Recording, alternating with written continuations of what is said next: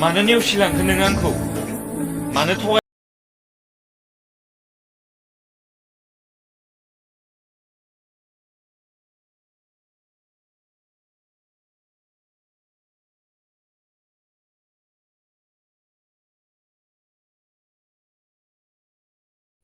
नों गोजानाव थानानै बोरै दं होननानै सोंबाथ' आं मोजांखौनो होनखागोन ना।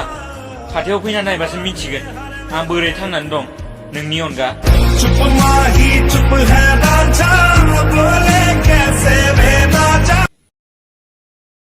सानैजों जेब्ला रिलेशनशिपआव थायोना अब्ला गोबां सिमां सुजुयो।